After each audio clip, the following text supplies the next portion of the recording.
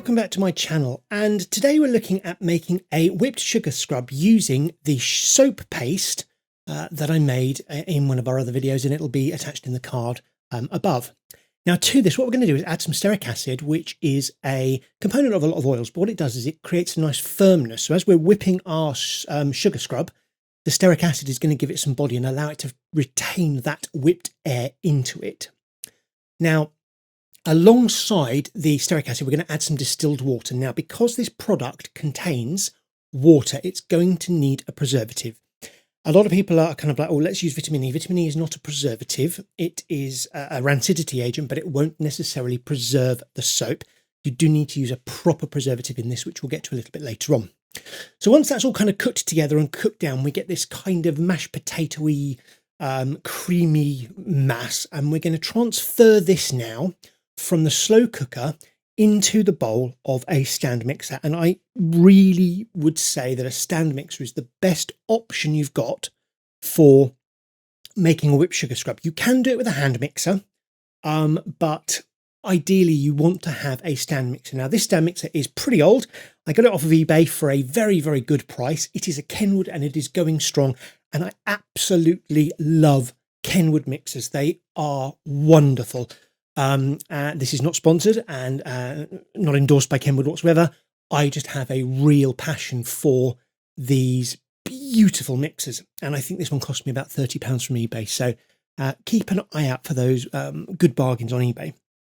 Adding into here a little bit of pink mica powder, and I'm going to be flavouring, scenting this one with candy floss flavour. I just think it's a really nice way of creating a fantastic fragrance for something that's a kind of like fun pink colour. We're going to basically whip this for a few minutes. Now, this recipe again is from Mrs. Soap and Clay. Soap and Clay. I'll link the actual video that she did on creating a whipped sugar scrub. So this is not my recipe. I'm not giving out any details for it. And essentially what we're doing is we're taking our soap paste, whipping it up, and we've done all those bits, and we're just going to basically whip this up until we get a nice light, fluffy, soapy consistency. And you can stop there, and that's a whipped soap. But then what we'll do is once we scrape down, we'll start adding in some granulated sugar. Now you can do two things here.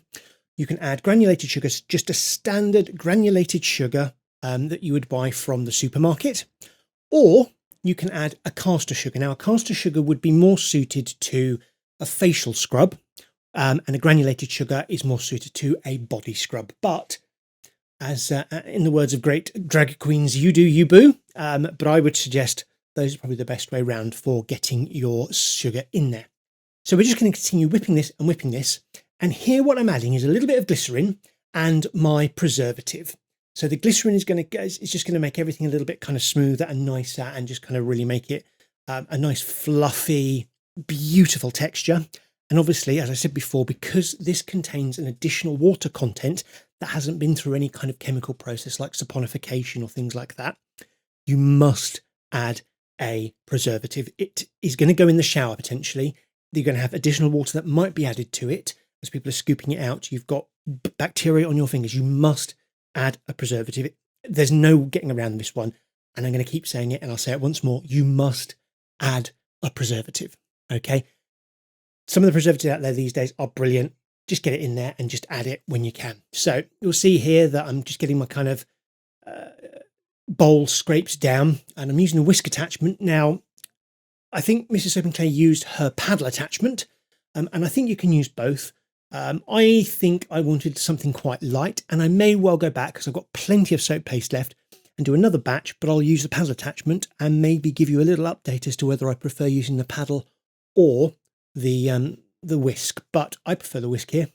So we're adding the final bit of our glycerin and preservative here. And this is very much like making a meringue. You're just adding it bit by bit to make sure that you get every last little bit out. Let's get the last of that scraped into there. So we're really giving this a good whip and whipping this. I've left it at real time, so you can see exactly how long this is taking me to whip. And I mean, this is what, just under an 8-minute video. It doesn't take a great deal of time to do it. Once you've gone through the process of making your soap paste, You can do multiple things with it. You can make liquid soaps for pump. You could make a foaming soap. You can make a whipped soap. You could make a whipped shower cream. You can do lots of things with a soap paste that goes above and beyond kind of your standard things. You know exactly what's gone into it. You can control it a lot more than if you're buying it. And here we're adding the sugar. So I think this was around about 1 pack. And you can see in there we're adding our fragrance oil. This is a discolouring fragrance oil. So if you're going to use it in soap, your soap will turn quite brown. But in here, it's brilliant. And I'm adding, I think, about 0.75% fragrance oil. So you don't need a great deal of this one because it's quite potent. And we're just going to basically keep whipping in our sugar, whipping in our fragrance. You can just see that sugar going in there. It's increasing in the volume. It's helping stabilize everything. And then we'll just get it packaged and popped into the into our little containers. So it's that easy. You can really kind of do lots of things with these soap paste. I mean, this sugar scrub is excellent, particularly when you've got kind of dry skin and bits and pieces on knees and elbows. Good scoop of this. Give it a good rub in there. You don't feel sticky. You don't have any residue. I am a particularly hirsute man, and it rinses right the way through hair. It's not a problem for any kind of person, unless, of course, they've got any allergies to any of the ingredients within the fragrance oil that you've chosen to use for this particular recipe. But that's a whipped sugar scrub.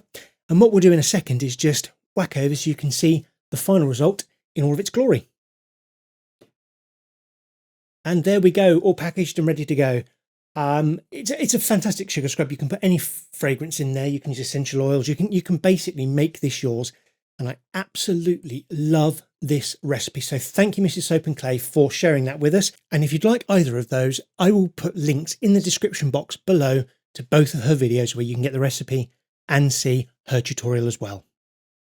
So if you've enjoyed this video, please give it a like. And if you haven't already, please subscribe to my channel. It really helps me grow and allows me to make more videos and tutorials for all of you.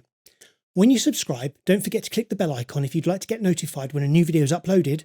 And thanks a lot, Soapsters. I'll see you again next time.